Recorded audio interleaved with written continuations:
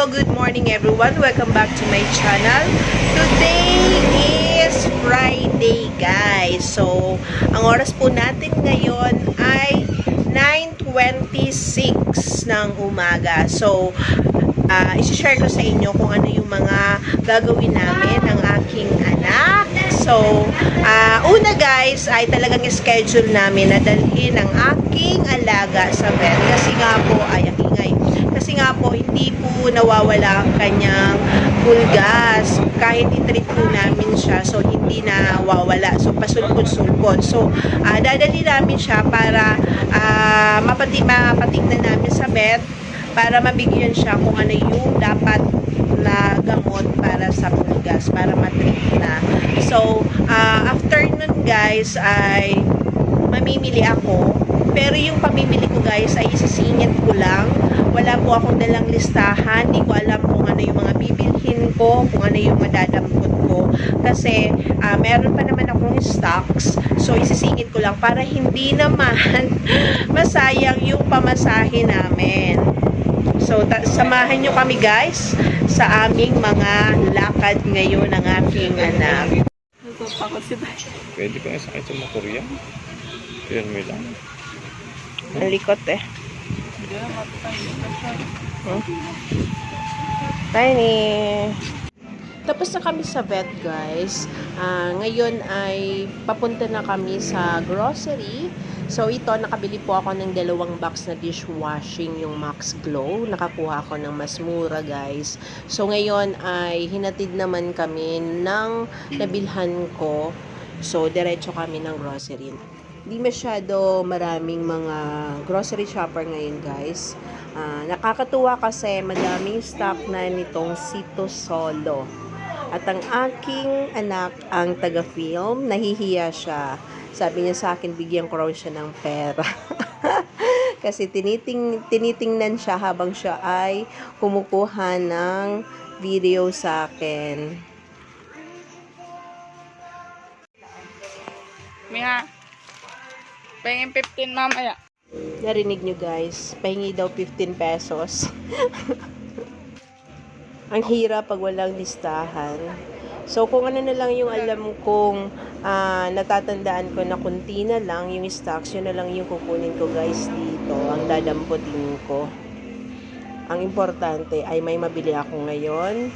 Hindi masayang yung labas ko kasi sarado po yung aking tindahan.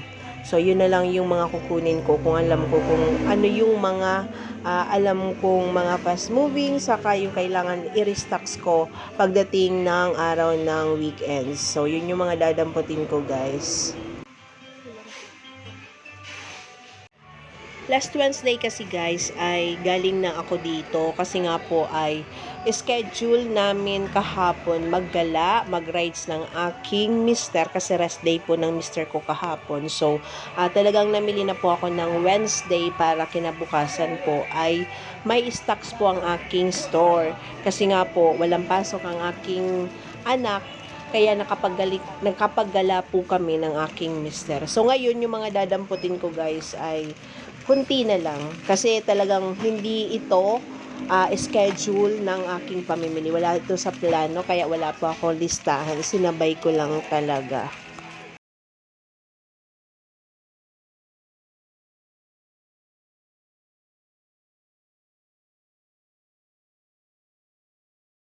Guys, madami ng stocks ang shelves nitong yung mga chichirya. Hindi na po ako nagkakaproblema mag-restocks kasi lagi na pong may stocks dito sa grocery. Hindi na po naubusan, hindi gaya ng mga nakaraang buwan na talagang halos wala po akong mabili. Kaya apektado yung sales ko ng mga nakaraan sa aking mga chichirya. Alam niyo ba guys, nag-enjoy ako dito mamili kasi may pa-music sila. So, ginaganahan ako kasi pag may music, talagang yan ay kakambal ko na. Kahit nagsisolo ako guys, basta may music ako, okay na ako. Talagang, I love music talaga. Kahit yung music ay hindi ako nila love. Sana hindi ako makapiright nito.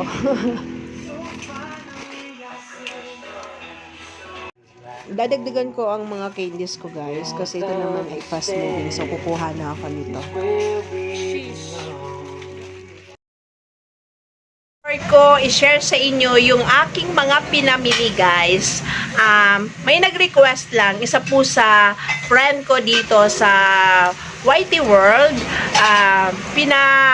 Nag-request siya na kung pwede ay i-shout out ko siya sa next content ko. So, ito na, mega shout out, SG Vlogs. So, yan, guys. Kung may time kayo, paki-visit din ang kanyang channel. Paki-watch po yung kanyang mga uploaded na videos. So, thank you, SG Vlogs. At syempre, ang aking YTA family, thank you sa inyo, guys. So, walang tigil na suporta na ibinibigay nyo sa aking channel. So, ito lahat, guys, yung aking mga napamili sa palengke. So, isi-share ko sa inyo kung magkano yung puhunan ko dito at kung magkano yung tutubuin ko. So dito, guys, dito sa paper cup, ang puhunan ko dyan ay 32. So, pag ibinenta ko siyang 2 pesos, magiging tubo ko dito, guys, ay 62 pesos. So, dito naman sa super sarap, guys, ang puhunan ko dito ay 73. Tapos, ang retail ko ay 10 pesos. Ang magiging tubo ko dito sa super sarap ay 27 pesos. At dito sa Sebseb, saka dito sa fish crackers, guys, ang puhunan ko dyan ay same lang, 62 pesos. Kaya ang retail ko dyan ay 8 pesos. Lumalabas na ang tubo ko dito sa dalawa per balot ay 18 pesos. At dito naman sa Doris, guys, ang puhunan ko sa Doris, guys, may bumili lang kayo na tigil. Ang magiging tubo ko dito ay 15 pesos per balot. So, dito sa Easy Crunchy Choco Flakes, guys, ang puhunan ko dito per balot ay 90 pesos at ang retail ko nito ay 12 pesos. So, ang magiging tubo ko dyan ay 30 pesos. At dito sa mga tinapay, guys, yung tinapay, guys, assorted yan na 44 balot. So, ang puhunan ko dito sa 44 na balot ng tinapay na assorted ay 264. So, ang benta ko per balot nito, guys, ay 7 pesos. So, meron akong dito sa tinapay na 60 pesos. At dito, guys, sa kasaba chips, saka sa Shing Aling, ang puhunan ko dito, guys, ay 15 pesos. Pero nire-retail ko lang ito ng 18 pesos. Bali, meron po akong 3 pesos each pack. So, meron po akong tubo dito sa 6 na balot ng 15 pesos.